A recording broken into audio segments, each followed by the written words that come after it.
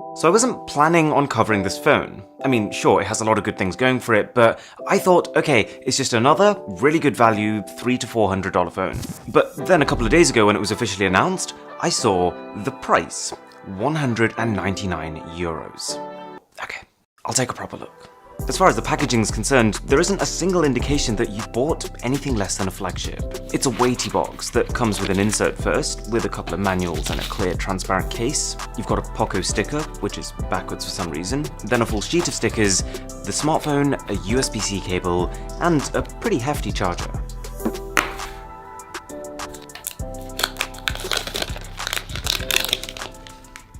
I'm gonna be honest with you, when I found out the price of the phone, I had absolutely no idea what to compare it to.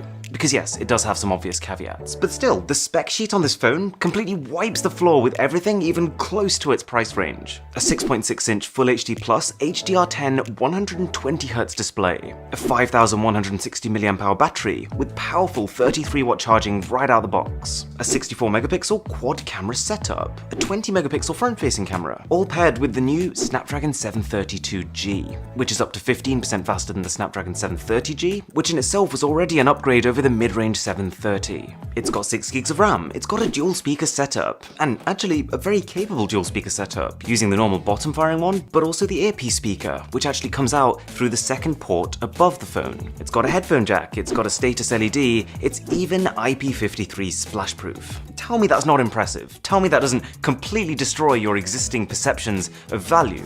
For some perspective here in the UK, this kind of price buys you a 2020 Samsung Galaxy A21s. And putting these two phones side by side feels a bit like playground bullying, like we have two phones from a different decade, let alone year. And you know what? Even when you're using it, it almost lives up to that hype, that pretext created by its spec sheet. Almost. That's the important word. Not quite. Oh, and if you're enjoying this video, a sub to the channel would be extraordinary. It is built well. I mean, the back is plastic, as you would expect, and they haven't really tried to hide it. But, you know, it's not cheap. It has an aluminium alloy frame, it has Gorilla Glass 5 on the front, and I would say I'm growing kind of fond of this racing stripe we've got down the middle. It breaks up the monotony on the back. They've managed to make a camera module that looks legitimately cool and powerful, although there is a fair bit of a protrusion. Also, this is a big phone. I'm talking like 2020 flagship-sized phone, so not for the faint-hearted. But that size isn't wasted. This is an LCD display, not OLED, so viewing angles suffer. It's not the brightest display, and there does seem to be an ever so slight amount of ghosting, but it's not at all a bad display. It doesn't have that over-sharpened look of cheap LCD panels, and it looks like Xiaomi's kind of compensated for the less vibrant colors by increasing the saturation of their icons and some UI elements. Plus, the inbuilt sunlight mode does seem to keep the brightness manageable even outdoors. Whatever brightness you set it at, this is an all-day phone. This is an 8-hour to an 11-hour screen-on-time device. You can wake up in the morning, eat your breakfast, watch Netflix. Eat lunch, watch Netflix. Eat dinner, watch Netflix, and you will easily make it to bedtime. Thanks in part to a display that can somewhat adjust its refresh rate to match the content you're consuming. On a surface level, even the camera system looks wildly impressive. You're actually getting an almost identical setup to the Xiaomi Mi Note 10 Lite, a phone that has a good camera for a €300 device. Annoyingly, 2 of these 4 cameras, the 2-megapixel macro and 2-megapixel depth cameras, they're practically space fillers, but the main camera and the ultra-wide are capable. I've taken a fair few photos with both, and I would go as far as to say detail is good and dynamic range is very good. Even the front camera produces sharp photos in favourable lighting, but also up against harsh backlighting. And there is honestly a truckload of camera features here, like potentially more than I've ever seen on any phone ever. Plenty of interesting filters, some great, like gold vibes, and others not so good. There's a front and back mode, which lets you, well, take video on the front and the back.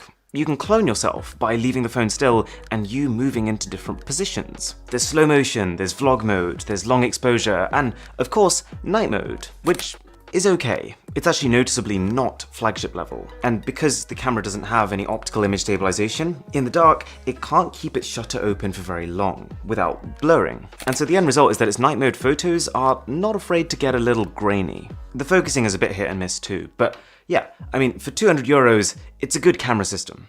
And do you know what? Before I picked the phone up, I was convinced the haptics would suck. I was convinced that when you're typing on it, it would sound something like this. But Poco have put at least some care into making sure this feels nice to use. Typing is firm and responsive, scrolling to the bottom of the list, you feel some physical impact. And just generally, the MIUI 12 that this runs on is a polished bit of software. What you get here is almost identical to the MIUI 12 seen on Xiaomi's Mi 10 Ultra, but the Poco launcher they use is a little bit lighter and a little bit less animated. But this is where the shadiness starts. I can't help but feel like with this phone in particular, the company have used every trick in the book to basically artificially lower its price. Starting with baking ads right into the software. You see them when you install an app, you see them when you uninstall an app, you even see them in first-party apps that come preloaded on the phone. And I can't help but feel like a few times when I've tried to do things, it actually adds steps that don't need to be there just so it can show you an extra ad on the way. Now, in case it wasn't already clear, I don't like this. It just cheapens the experience, and it feels shady that it wasn't made clear to you. Like, the practice of putting ads into a product, I'm completely fine with. Amazon did it with their Kindle devices to try and bring them to an even more affordable price point, but at least they clearly stated that on the product page. But there's more. €199 is the price that Poco is shouting about. It's the price that the media is shouting about. And while you can, right now, get this for €199, this price is specifically a limited run early bird price. At retail, it'll be €30 higher. It kind of feels like when they were building this phone, the company did everything they could to try and hit that $199 price point. They realized partway through that they couldn't, but they still tried to find a way to show this number during their presentation.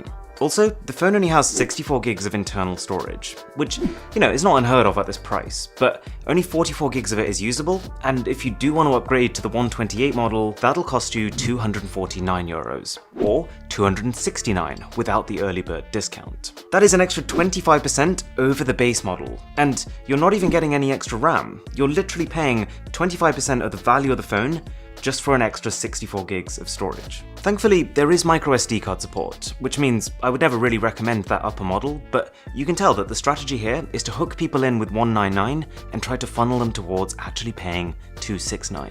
And finally, they're marketing this camera setup as a flagship 64 megapixel quad camera, which although the camera is not bad, is absolutely not true. If you look up the Sony IMX682 used in here, it is not present in a single flagship. This phone doesn't have optical image stabilization, like a flagship, so video quality is fine, but not great, especially on the front. And those two bottom cameras are in no world flagship. Okay, so a lot of this stuff does feel deceptive. I'm not a fan of it, but at the same time, we can understand why they're doing it, and it would be unfair to say that all of this stuff actually ruins the phone. Admittedly, it does sound less cool being a €229 phone with ads and a mid-range camera setup, but at the same time, I can think of a lot of people who would pick this phone up, use it, and just not care about the ads. And it doesn't change the fact really that this is still beastly hardware for the price.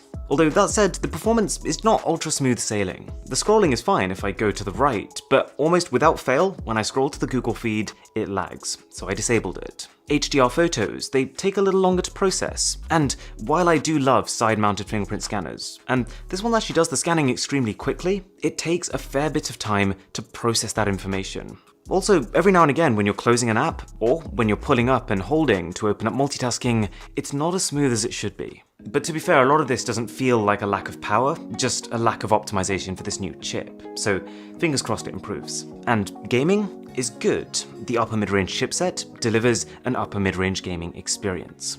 Oh, and if you're wondering why the literal name of the phone is the Poco X3 NFC, well, it's because it has NFC. Shocker. I know. It's for things like Google Pay, and it's good to see, but at the same time it's not a particularly rare feature, so it's quite strange to see it in the name of the device. Okay, so when you break it all down, the Poco X3 NFC is not the miracle that it first might seem. You can gradually see how they've managed to bit by bit make decisions that allow for this €199 price tag. But even then, there's just so much good stuff going on here, especially that battery life, that if you can put up with a few ads every now and again, then this is the best phone you can get for under €250. It is good enough that if someone had told me it was 400, I'd have believed them.